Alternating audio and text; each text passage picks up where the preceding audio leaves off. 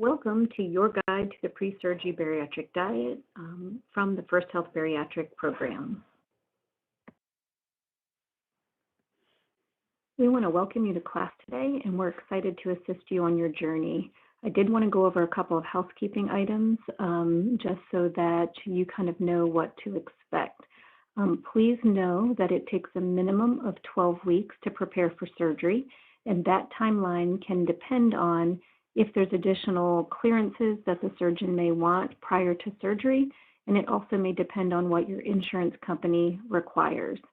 You do have to be nicotine-free, and that's any form of nicotine, gum, lozenges, smoking, vaping, for 4 weeks prior to your surgery consult and a minimum of 8 weeks prior to your scheduled surgery date. And we can assist you with that if you need help. Our facility does not perform any revisional procedures other than band removals. And so if you are looking for a revision to a prior weight loss surgery, we would need to direct you to another facility. You are expected to track your food intake with a food journal in whatever method you prefer. There is a hand journal that we have attached to your nutrition book, and so feel free to just record your food and beverage intake by hand, but you are also free to use apps or computer programs like MyFitnessPal if that's easier for you. We just request that whether you journal in hand or by hand or whether you journal electronically, that you bring a copy to your first consult visit when you meet with the dietitian and the behavioral coach. So I think one of the biggest questions for folks is kind of how to prepare before surgery. We do want you to begin to make healthy food choices and focus on preparing for your new lifestyle, implementing the recommended changes as soon as possible, depending on when you intend to have surgery. And below are the key areas that we would like you to focus on that we're going to discuss today. So really looking at when to eat, the timing of your meals, what to eat in order to prepare yourself for surgery and life after surgery, why you eat. Are you an emotional eater? Do you eat when you're more tired, bored, or stressed? How much to eat, focusing on portion sizes, and then where do you burn your fuel? How are you expending the energy from the food you've eaten in the form of physical activity and exercise? So I did want to take a minute to go over both procedures that First Health of the Carolinas offers. The first procedure is called the gastric sleeve, and the gastric sleeve is probably the more prevalent procedure performed across the United States in the last few years. And you can see from the diagram that the sleeve is what we call a restrictive procedure, meaning that there is no rerouting of your GI tract. So with the sleeve, the surgeons will remove 85% of your stomach, and that does create a smaller, more narrow sleeve-shaped stomach. This restricts how much you can eat, but it does not create any type of malabsorption. It does assist with reducing your appetite as well. There is a 2-week out of work mandatory requirement, and you are required to take 2 bariatric multivitamins every day for life. The procedure takes about 45 minutes, and it's traditionally a 1-night hospital stay, and you can expect to lose somewhere between 50 to 70% of your excess body weight. The second procedure that the facility currently offers is called the gastric bypass. Gastric bypass is referred to as the gold standard of weight loss surgery because it has been around for more than 20 years with a lot of data to show successful outcomes. And based on the diagram to the left, you can see that the surgery itself creates a new, smaller stomach pouch, which restricts how much food you can eat, similarly to the sleeve. But the bigger difference with the gastric bypass is it does reroute your small intestine, limiting the amount of calories that your body can absorb when you eat. So not only does this procedure offer you restriction with portions, it does cause malabsorption, so you're not absorbing calories from food, as well as reducing your appetite.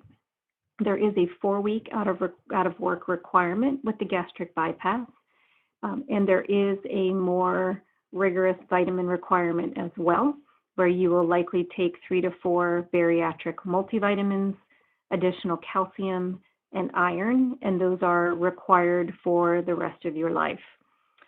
Surgery takes 1 to 2 hours traditionally, and your hospital stay is 2 to 3 nights with an anticipated weight loss of 60 to 80% of your excess body weight.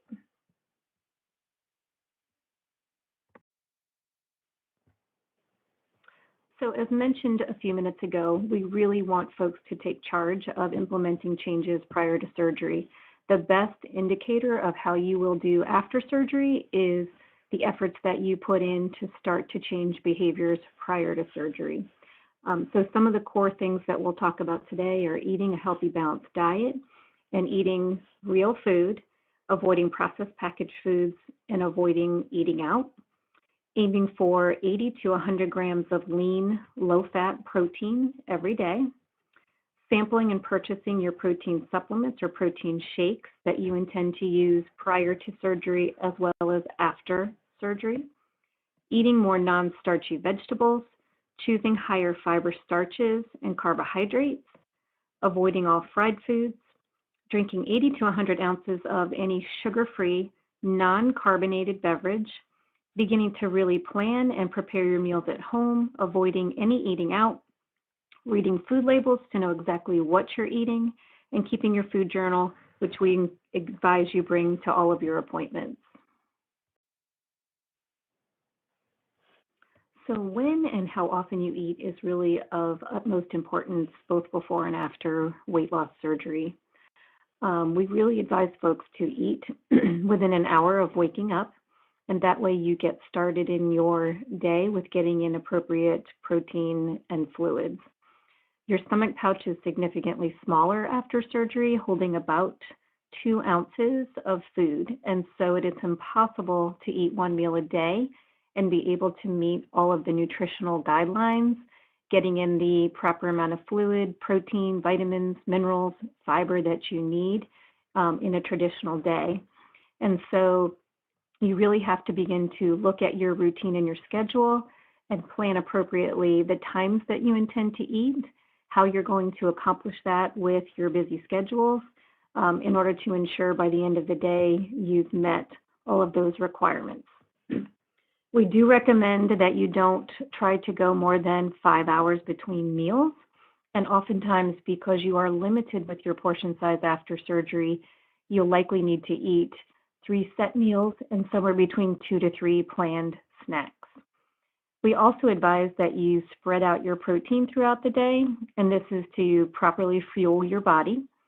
So if you have a recommendation of or a goal of 80 to 100 grams of protein, then you should be aiming for about 30 grams of protein with breakfast, lunch, and dinner, or splitting that 30 grams into a small meal and snack. So for example, you may eat 15 grams of protein for breakfast, and then you may have another 15 grams as a snack for a total of 30 in that morning window of time. And it's really important to determine what times work best for you.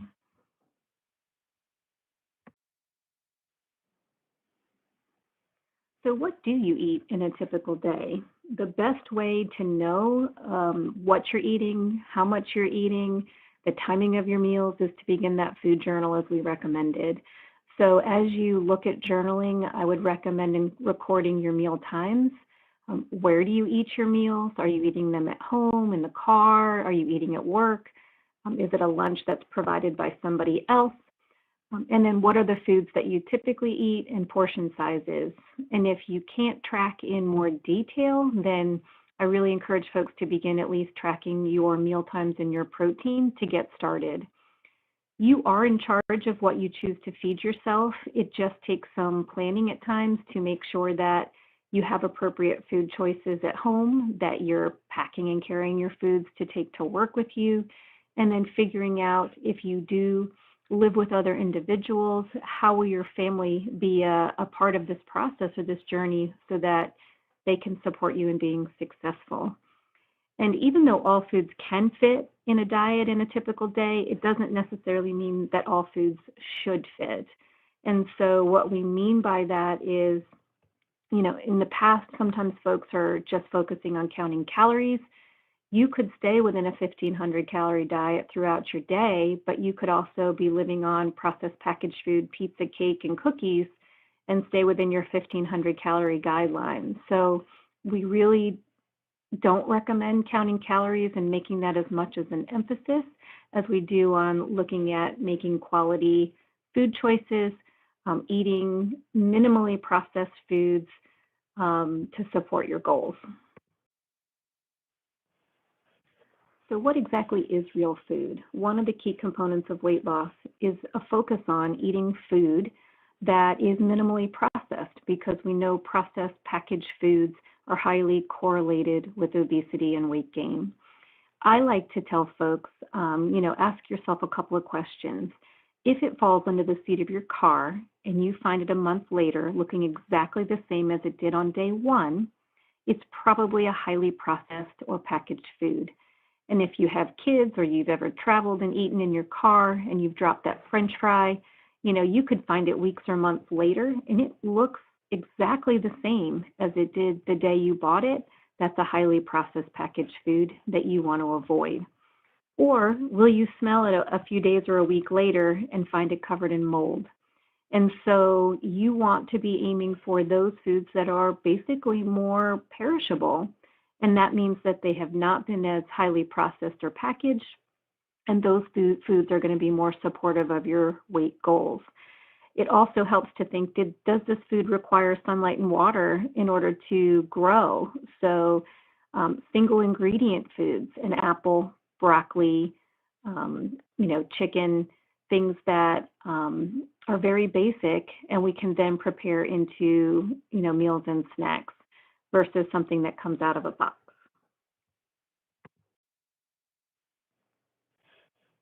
So the core food groups that you may be familiar with, of course, are made up of everything from grains and starches, healthy fats, dairy, fruits, meats, vegetables. With the bariatric diet, the pyramid is structured a little bit differently. And so you will see at the base of your diet or the core of your diet, the bulk of what we will encourage you to be eating are those really nutritious, high fiber, non-starchy vegetables, and then lean protein sources and meats, and then supplementing with some servings of fruits, low-fat dairy, limited grains and starches, again, minimally processed, higher quality, higher fiber, and then limiting to healthy fats that will support your weight loss goals. So as mentioned, at the base of your new diet or your new pyramid is all of those great non-starchy vegetables. And as you can see on the example of this lunch or dinner plate, if you were to divide your plate in half, you want about half, if not more, of your daily intake to come from those great, highly nutritious, non-starchy. So what non-starchy vegetables are included in that category? It could be salad greens, any kind of lettuces, kale, spinach. It could be cooked greens like collard and mustard and turnip greens, broccoli, cauliflower, carrots, yellow squash and zucchini, peppers and mushrooms, okra, tomatoes and cabbage, cucumbers, Brussels sprouts, kale, spaghetti squash, green beans, eggplant, radish, spinach, asparagus, beets, scallions, onions, and leeks, and many, many other choices. So these are all highly nutritious. They're chock full of vitamin minerals. They have other ingredients that help protect against diseases like cancer. They're high in fiber, so they help you to stay full. And so you really want to think of methods to start to increase the non-starchy vegetables in your daily diet. These foods can be cooked or raw, fresh or frozen. It really doesn't matter as long as you're limiting the sauces, the butter, the cheese, and keeping them lower calorie choices. So how best to add more vegetables into your daily diet? As I mentioned previously, there are lots of options with choosing fresh vegetables that you can prepare, particularly in the spring and summertime where we have access to local fresh fruits and vegetables. You can buy frozen vegetables that you can add to soups, or you can use the steamer bags, which are highly convenient. I can't think of an easier healthy food than to pop some plain frozen green beans in the microwave, and 4 minutes later, they're prepped and ready to go. You can purchase pre-prepped foods or vegetables from your local grocery store if you choose to. You can get celery that's already cleaned and washed. You can purchase carrots that are in single serving packs to pack in your lunch. So really spend some time in your grocery store, look at the available items, and you can decide, do you have the time to shop and bring home those items to prep and wash and portion out yourself, or do you want some of the convenience of having items that have been prepped for you? Again, key element here is to avoid any kind of heavy butters or sauces, breading, or fried foods, fried vegetables. You want to limit as much as possible. Go for the, again, kind of healthier option where we're not adding a lot of calories from added sauces. And the key thing with all of these vegetables is that you can really eat all you want of these all day long. They are so low in calories.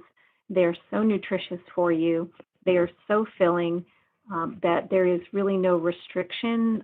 So eat all the vegetables that you enjoy and really try and eat them throughout your entire day. So, if you get up in the morning and you're making eggs or an omelet, I recommend adding spinach and mushrooms and tomatoes to your scrambled eggs or to your omelet every day. Get your vegetables in nice and early. You can dice up carrots and onions, celery, and finely chop them and saute them. You can add them to your turkey burgers or to your meatloaf and incorporate more nutritional quality in addition to the protein that you're eating. You can replace your crackers if you like tuna or chicken salad and crackers with cucumber slices, or replace your crackers with a leaf of lettuce and almost make like a boat that you deliver now your chicken salad or your tuna in versus a highly processed cracker. Okay, so the next key nutrient that makes up the bulk of your diet, both before and after surgery, is protein. And if you, again, look at an example of a traditional plate, with your vegetables making up half your plate, the other half of your plate is then divided into two sections, with one of those sections being dedicated to a lean protein source.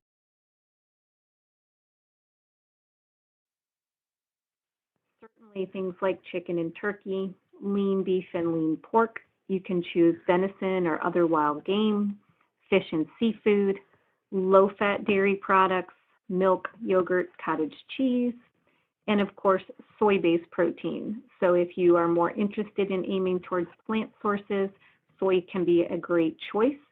And that could be soy products along with tofu. So you really want to try and eat more of these lean protein sources listed on the left side. The ones that we would highly encourage you to eat less of or avoid altogether would be things like chicken and turkey with the skin. So removing the skin, which contains the bulk of fat and calories, will be recommended. Chicken and turkey wings, especially if they're fried. So fried foods, fried meats, anything breaded, have minimal amount of protein and more fat and calories. Processed meats, Vienna sausage, Spam, things like bacon, sausage, hot dogs, bologna, salami. These processed meats not only have been linked to weight gain and obesity, but the research shows that it increases your risk of colon cancer by 20% for every 2 ounces that you eat. And so we would really recommend limiting these choices for special occasions like birthdays and holidays. And that does include, unfortunately, things like turkey bacon.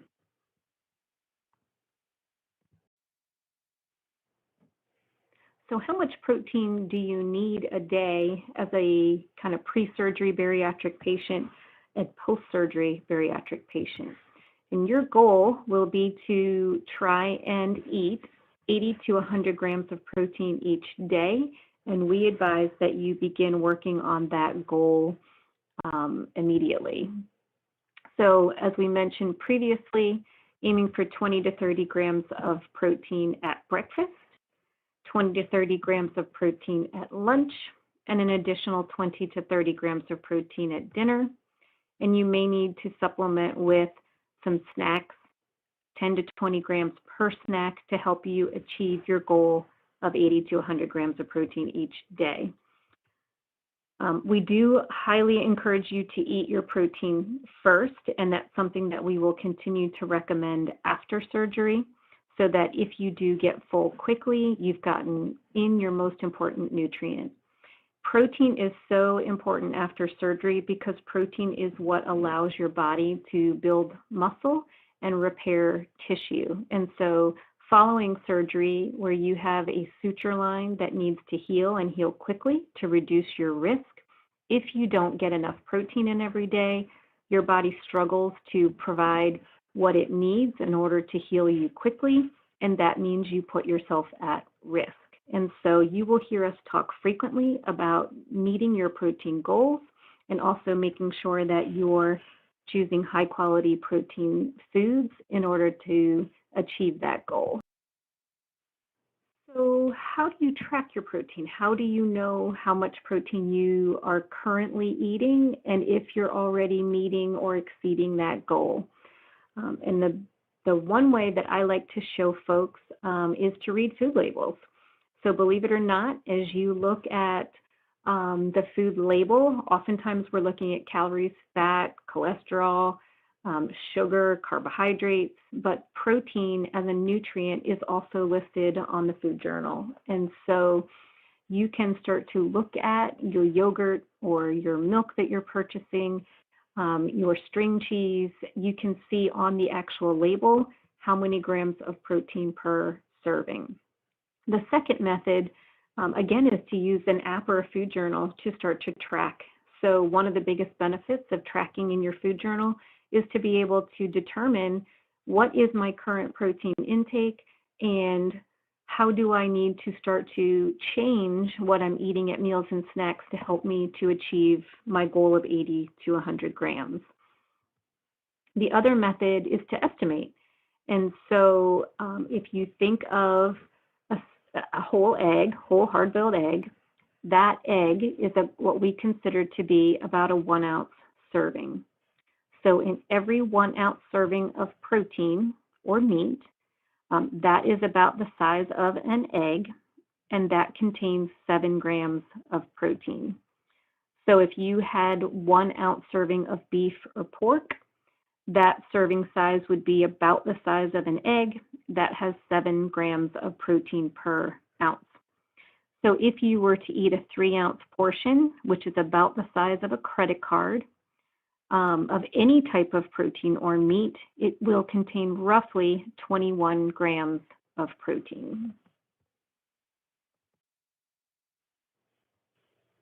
So before I move on to protein supplements, I will also take a minute to mention that we do discourage folks from exceeding the 100 grams of protein per day.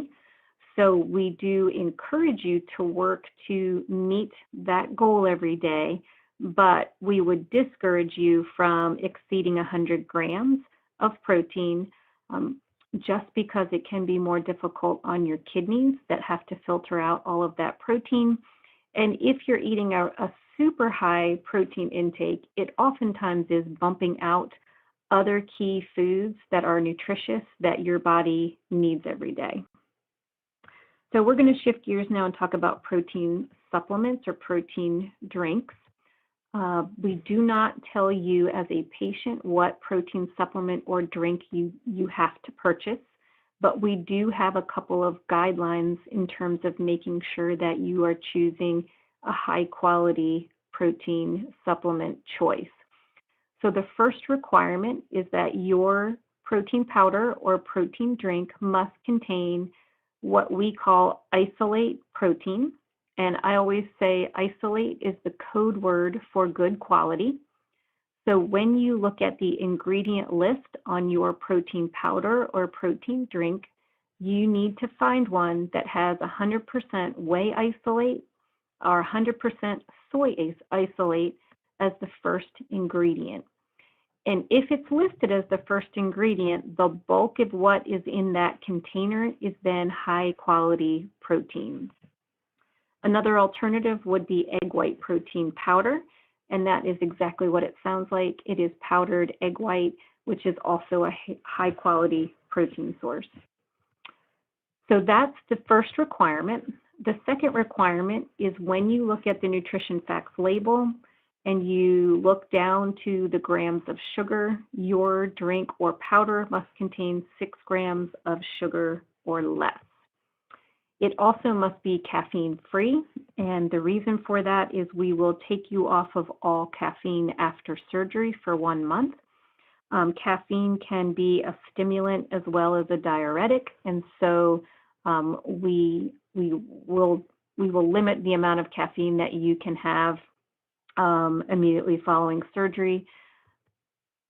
So we would encourage you to try and find a protein powder or a shake with at least 25 to 30 grams of protein per scoop or drink. Now you can find these protein supplements in a whole host of different places, from your local grocery store, local drugstore, sporting goods store, to supplement stores like GNC. So you can choose to sample drinks from a variety of places. We would highly encourage you to sample a number of different varieties. Some are thicker in texture, some are not as thick, some are highly sweetened, some are not as sweet. And so it's important that you find one that you like and that you can drink easily.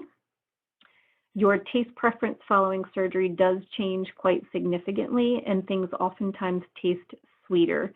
And so there is a good chance that the drink or protein supplement you elect to use prior to surgery may not be the one that you like following surgery. So having said that, I would recommend to limit the amount that you purchase, but do sample. If you have questions about your protein supplement quality, you're more than welcome to take pictures of the front and back of the label, or to bring a sample with you to the office to your appointments, and we can look at it together to ensure that it meets our guidelines. So this slide, of course, is just giving you an example of an actual food label for a protein supplement product. And the red stars designate the 2 areas that we just discussed that you want to hone in on and pay particular attention to. So if you look first at the bottom of the nutrition facts label where it says ingredients in the dark gray area, you can see that the first ingredient listed is whey protein isolate, and that's what you are looking for.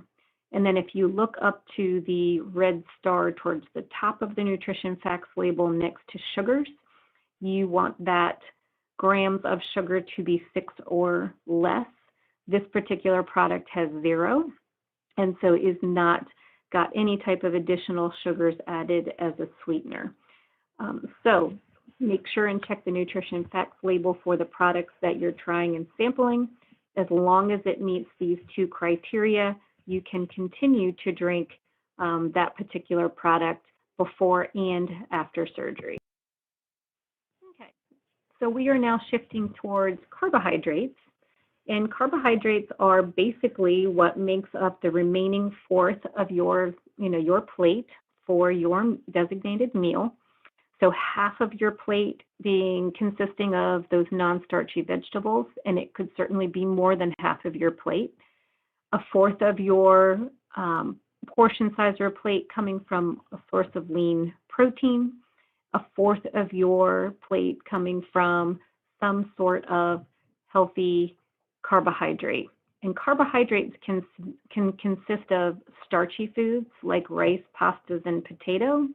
It could consist of fruit or also dairy products. So all three of those food groups do contain carbohydrate.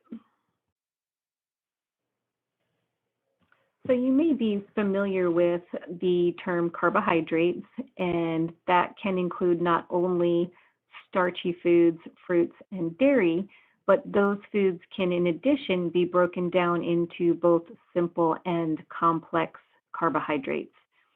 So simple carbohydrates are things like sugar, products that are considered sweets or desserts that are high in sugar, high fructose corn syrup, honey, and these types of carbohydrates are termed simple because they basically can be absorbed almost immediately and don't require any digestion. They have little to no nutritional value, they're higher in calories, and so these groups of foods or ingredients would be things that we would discourage both before and after surgery. They do cause your body to have to make more insulin. Insulin is the hormone that promotes storing of more body fat and insulin helps regulate your blood sugar. They can trigger increased hunger and appetite. They can trigger cravings and changes in your blood sugar control. And after surgery, they can cause something called dumping syndrome, which is, GI upset. It can be anything from feeling lightheaded and dizzy after surgery to actually having diarrhea, along with other symptoms that can make you feel very ill. And all are triggered by eating these highly processed sugared foods. So you'll need to limit your simple carbohydrates forever. And when you look at the added sugars on a food label, that's one of the best ways to identify if a food has extra sugar, high fructose corn syrup, honey, or an alternative sweetener that's been added to a food to make it even sweeter. Complex carbohydrates get their name because they are exactly what it sounds like, more complex. So they require more digestion. They contain oftentimes more fiber. They're traditionally can be higher in nutrient quality. And so as you do start to make choices about your carbohydrate intake, one of the things that we would recommend would be to limit your portion size to no more than a fourth of your plate. These foods are frequently overeaten in terms of portion size. We all love to eat big portions of pasta and potatoes and rice. They tend to be very filling, but the satiety or fullness that you get after eating these foods is often short-lived, and they leave you feeling hungry soon after. So we recommend trying to limit your serving size to about a half a cup, and again, or about the size of 1/4 of your plate. You can check food labels to see the amount of carbohydrate by looking at the total carbohydrate on the label. And what I recommend is trying to choose foods that may be a complex carbohydrate, but again, are higher quality choices. And one of the ways to do that would be to look at the grams of fiber. So aim for 3 grams of fiber or more when you are eating these foods. And you can also look at the ingredient list, looking for 100% whole wheat or whole grain in the ingredient list can also be a good indicator. So choosing brown rice over white rice, sweet potato over white potato, whole grain bread over white bread are all small ways where you can start to improve diet quality. So what are some of those higher fiber grains and starches that you might consider? Again, 100% whole grain bread would be one factor to consider. You can also get double fiber bread. You can get the sandwich rounds.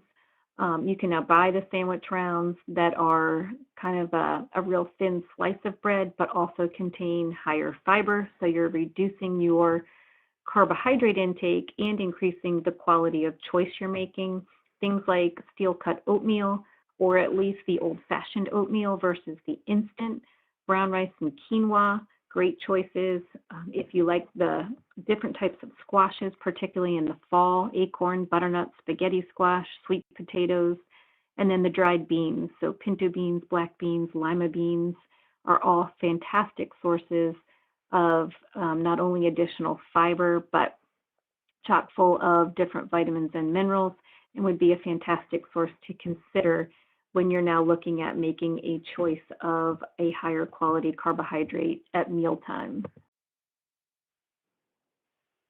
We will take you after surgery off of any of these starchy carbohydrate foods for approximately 6 months and sometimes longer, depending on whether or not you have met your post-surgery weight loss goal. And so as a result of that, it really does help to start to plan and determine if you are not going to be able to eat bread or rice or pasta after surgery, what types of foods are you going to replace in order to make sure that you are still getting some healthy carbohydrates for energy every day and meeting the nutritional requirements that your body needs. So one of the ways to do that is to replace those starchy carbohydrate foods with more fruit, some of those starchy vegetables, which again could be sweet potato, acorn squash, butternut squash. It may be more spaghetti squash, or it may be dried beans and legumes if you like to eat pinto beans and things like that. Low-fat dairy foods, yogurts and cottage cheese, or again, trying to at least incorporate some higher fiber grains in your diet.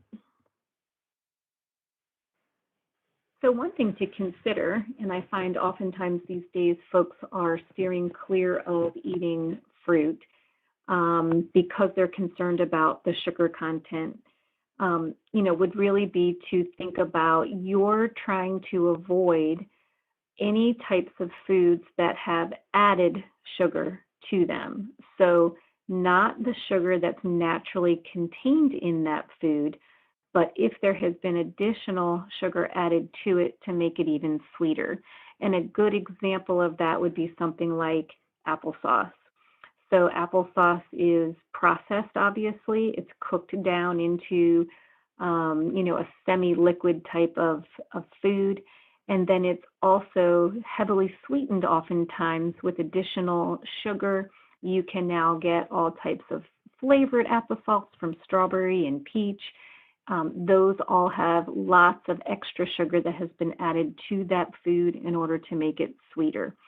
So you would benefit much more in terms of health, in terms of feeling satisfied and full if you eat all of the whole fresh fruit instead. So we would encourage you to eat, I would say, at least 2 servings of fresh fruit a day. If you don't have access to fresh fruit, you can look at frozen fruit that's not been sweetened, or canned fruit that has been packed in its own water or juice.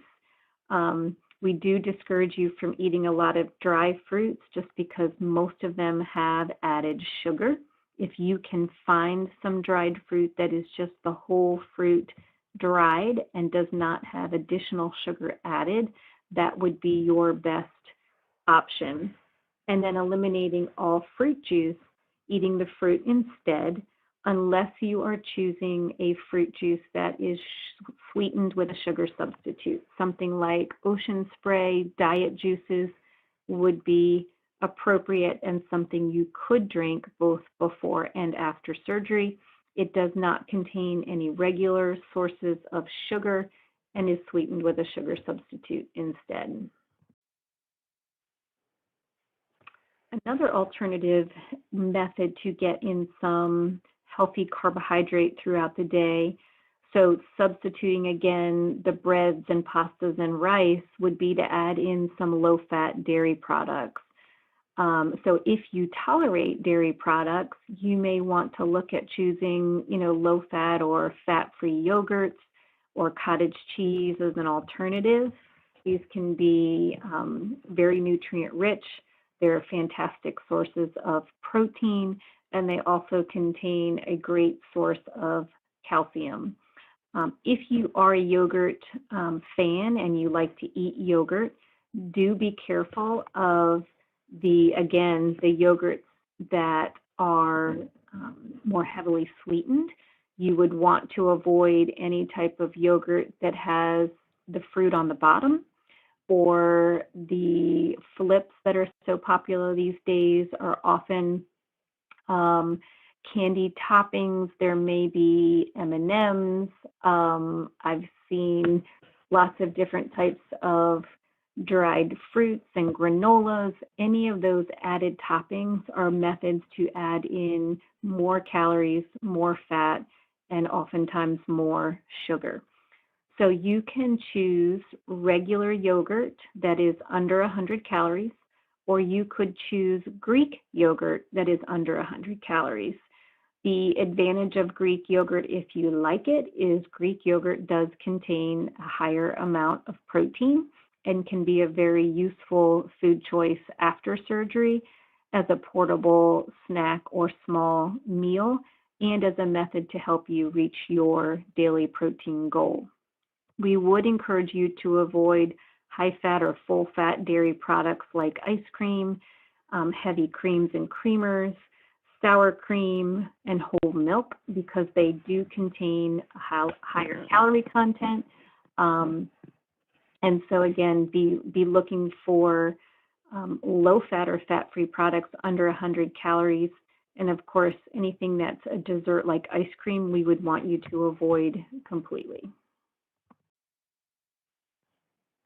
So one of the other big goals, both before and after surgery, and key elements, is staying appropriately hydrated. And almost all of us don't drink enough fluids during the day, and particularly don't drink enough water. We just have too many other options these days, and oftentimes heavily sweetened beverages. So in preparation for surgery, you need to eliminate any of those sweetened beverages for products that are sugar-free. And of course, you will not be able to consume anything that is carbonated after surgery. So we would require that you give up all types of carbonated beverages, whether it be sodas, whether it be, carbonated flavored waters.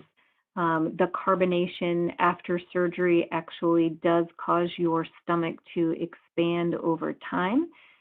If you were to continue to drink carbonated beverage after surgery, that expansion of your pouch or stomach size does lead to the ability to eat larger portion sizes, and thereby increasing your risk of weight gain or regain after surgery.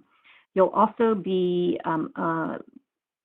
will not be able to drink from a straw after surgery, and the reason for that is that you do sort of inhale when you drink from a straw, which causes you to intake too much air, and that air can cause pain and discomfort. It can fill up your pouch, preventing you from being able to drink the amount of fluid that you need, and it also allows you to drink fluids really quickly, really fast, meaning you run the risk of overfilling your stomach pouch. That can lead to stretching as well. And so drinking from a straw at any point after surgery forever would be highly discouraged. Your goal for fluids is, again, 80 to 100, but in this instance, it is 80 to 100 ounces of any fluid that is sugar-free and not carbonated. So what would those alternatives be? Many of us rely on our tried and true beverages that we have, consumed forever. And so sometimes it's hard to think of alternatives. Certainly, we would encourage you to drink at least half of your fluid requirement from water. preferably more. So of your 80 to 100 ounces of fluid every day, really aim to get at least 40 to 50 ounces from water in and of itself. You can choose alternatives like Crystal Light or Crystal Light packets or other sugar-free flavoring packets that you can add to your own water or water bottle. Something like Fruit 2O, Propel, Lipton Diet Green Tea, the diet juices like I mentioned previously, skim milk, sugar-free Kool-Aid, all would be appropriate choices. There are honestly any number of choices in your drink aisle, so I would encourage you to spend some time when you do go to the grocery store looking up and down the aisle for alternatives to anything that's sweetened and carbonated. What things would we want you to avoid, of course, would again be sodas, any type of carbonated flavored water, regular juices that are sweetened, even if they don't have added sugar, they have too much sugar from the fruit itself. Sports drinks that are sweetened. So if you do like to drink Gatorade, you can now choose the G2 Gatorade or the Gatorade Zero. Energy drinks, most particularly because of the caffeine. Regular sweet tea, so switching to unsweetened tea or tea sweetened with a sugar substitute. Okay, so switching gears a little bit from what types of foods to eat, we're now going to talk or take a few minutes to talk about how much food do you need every day. And as I mentioned previously, you're in charge of how much you eat. And what I mean by that is oftentimes, we eat in a hurry, we eat mindlessly in front of the television, we eat the food on our plate just because it's been provided to us, and we know that we are now served gigantic portion sizes, oftentimes far too much food than what we should be eating. So really tracking in your food journal again, looking at not only what does your daily intake of food look like, but then what are the actual portion sizes? Knowing how much you eat really starts with a couple of questions. And part of that is, am I really hungry? Am I eating because my body is sending me physiologic cues that I need fuel for energy? Or am I eating for an alternative reason? Am I eating because my kids are eating? Am I eating because I walked through the break room at work and there's a whole plate of chips and cookies? Am I feeling more tired, fatigued, stressed, bored, where I'm looking for an activity and it just happens to be food? So really pay attention to, are you hungry? Ask yourself before you're tempted to eat a meal or a snack, is it time to eat? And is my body telling me that I need to eat? And then how hungry am I? On a scale of 1 to 10, really think about rating yourself prior to surgery and recording that in your food journal.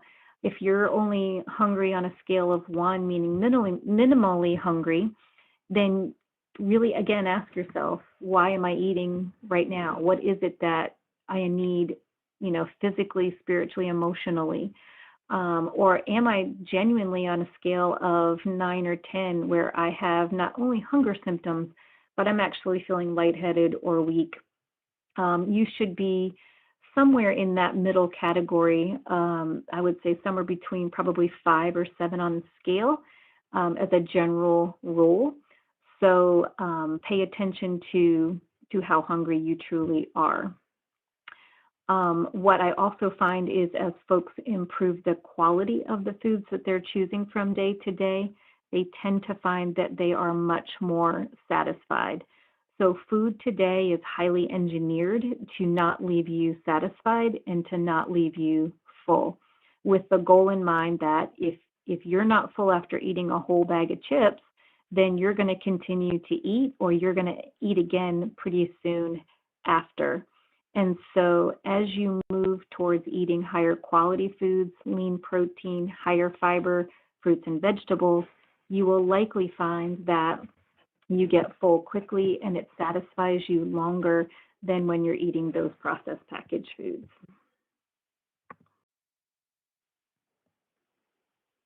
So reading food labels, as we've mentioned throughout this presentation, can be one of your best tools in order to guide you with appropriate food choices.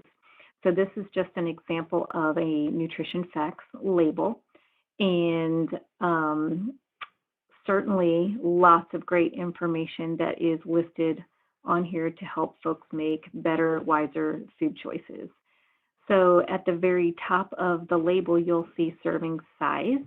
And this serving size is really based on the manufacturer's preference and not on any standardized health recommendation. So it does list for you both serving size individually and then serving size per container. It is important information to look at, but just know that's not the recommended serving size, that's the manufacturer's established serving size. So below the serving size is also the calories, total calories and calories from fat. And then as we work our way down the label, total fat in grams, saturated fat, trans fat, cholesterol, sodium, carbohydrate, fiber, sugar, and protein. Certainly, as we prepare you for surgery, protein will be one of those areas that if you're purchasing something that comes packaged to look at, the more protein in a product that you can find, the higher protein content often is helpful in terms of helping you to meet your daily protein goal of that 80 to 100 grams. So if you were to look at this product, you would see that it's very low in protein and may not be your best choice. The second area, of course, would be the grams of sugar. And again, this product has total carbohydrate 14. Grams of sugar are a subcategory of total carbohydrate. So sugars, as I mentioned, are a simple carbohydrate. And in the new nutrition facts label, there is also now added sugars. So you can now look to see, does this food contain natural sugar? And it would be listed here under sugars. And now, does it have added sugar, where the manufacturer has added table sugar, honey, corn syrup to make this product even sweeter? And again, it's the added sugars that you are trying to minimize or avoid. And I always recommend keeping your added sugars as low as possible, and definitely in single digits, meaning under 10 grams per serving. The total fat, which is listed at the top, there's really been a shift in thought in the nutrition community, and now the recommendation is to focus less on total fat and more on the saturated and trans fats.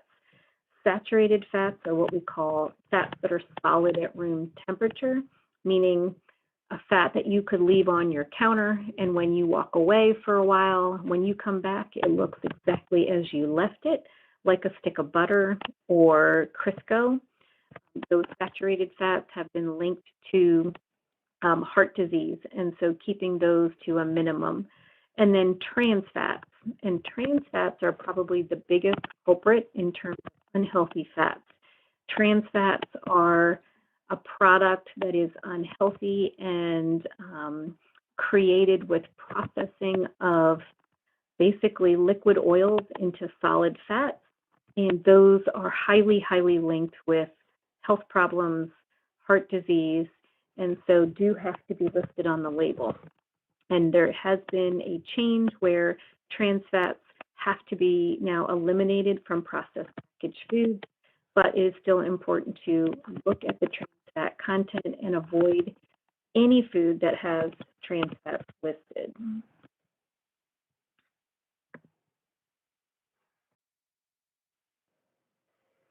So I wanted to take a minute to talk about meal planning. And this is an area that we, again, would encourage folks to begin to really consider the best method for them to start to plan and prepare more meals at home. It is not uncommon for standard Americans to eat meals out 3, 4, or more times per week, whether it be cafeteria food, sit-down restaurants, fast foods, or takeout. And of course, if we're trying to reduce or minimize any type of processed packaged foods, that has to include eating out and restaurant foods. So how do you make the shift to planning more meals at home? And there are a variety of ways that you can do this. And so, for example, we would recommend look ahead at your week and really plan out what your activities are for the week. Does your work schedule change? Are you working late some nights and getting off earlier on other days? Do your kids or do you have other activities after work or in the evenings that would impact your schedule? Are you traveling at any point during the week? Consider the type of meal you want.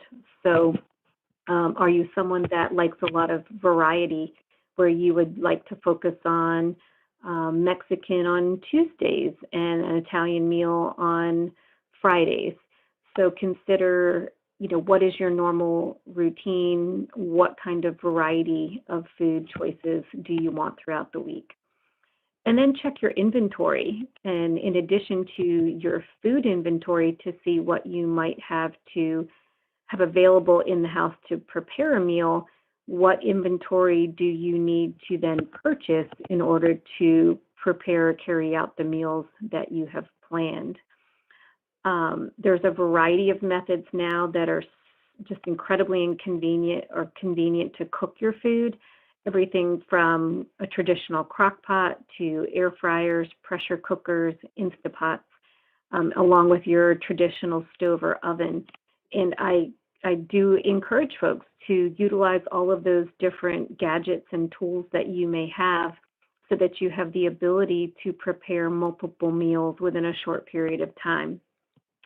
And then do you want to portion out your meals into single servings that you could then store in your refrigerator or your freezer? Some folks like to cook on the weekend, Saturday or Sunday, make out their meal plans for the week, go purchase what they need from the grocery store, and then come home and cook multiple items that they have on hand for the remainder of the week.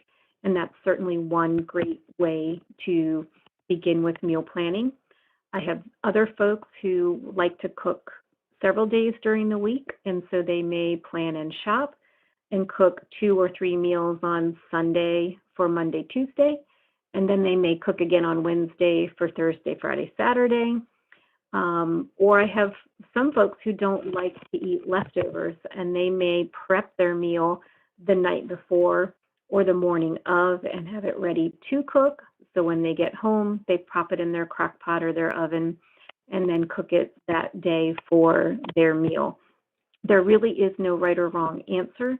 The key here is figuring out what your preferences are and what fits your schedule best and what is going to set you up to be the most successful and save you time. Certainly, if you plan and prepare meals throughout the week, it saves you a lot of time and, more importantly, energy.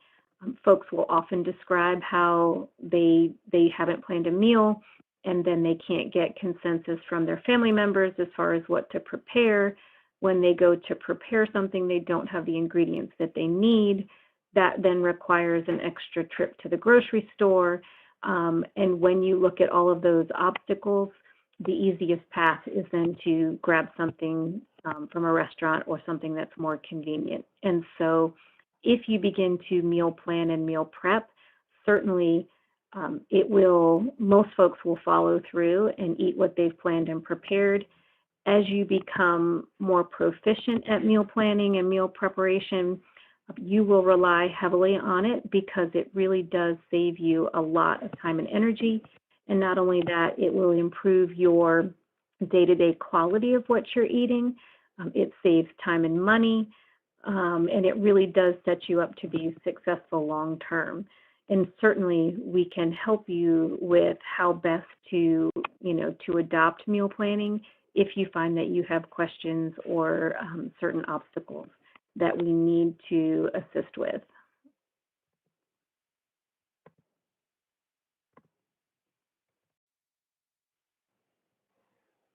So as part of trying to adopt a healthy lifestyle and to improve your routine with meal planning and meal preparation, grocery shopping is a key element of that. Um, and so I just wanted to take a quick minute to talk about kind of maneuvering through the grocery store. It can be very tempting, it can be very challenging because we are all victims really of a mass marketing effort to try and entice us to pick really unhealthy food products.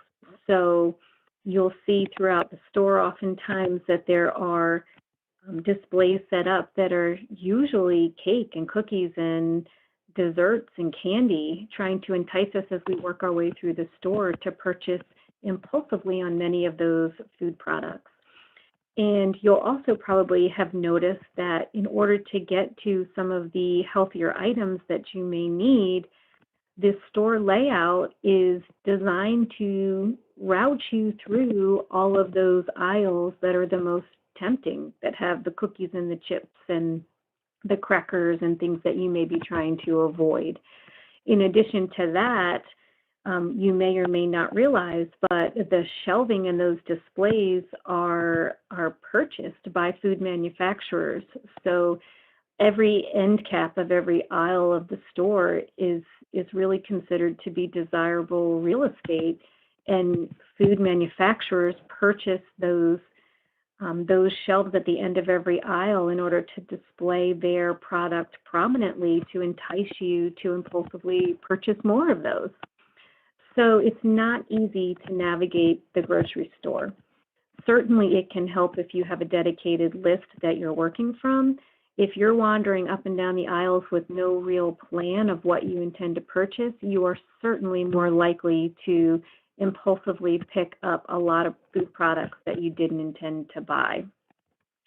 So if you think of the layout of your grocery store, what you will quickly realize is that all of the minimally processed whole foods that we are encouraging you to eat more of are laid out along the perimeter of most grocery stores. So not every store is set up the same, but you will find for the most part that your produce, your seafood, meat, eggs, dairy are all along the walls, or the exterior walls of the grocery store. So as you think about the plate and our program for you, or our plan for you to eat more lean meat, more fruits and vegetables, more low-fat dairy, and you compare it to this diagram, you will see that if you shop the perimeter, you should be able to purchase the bulk of what you need from day to day and week to week. As you get into the aisles, you'll see that the foods become more highly processed, more highly packaged, and so trying to avoid all of those aisles that have the baked goods and cereals and juice and snacks and chips and processed breads are the areas that you want to minimize or avoid. And one of the newer features that has been really quite helpful to some of our folks is actually online ordering. And so almost all grocery stores, in a lot of areas anyway, do offer the opportunity now where you can download the app and you can shop from your home. You can choose the products that you want to purchase, and you can pick those then up at the store, or you can have them even delivered. And that is really a nice enhancement. If for you going into the grocery store is too tempting and too challenging, you may want to think about trying some online shopping. So moving on, talking a little bit about where and how do you burn your food or your fuel.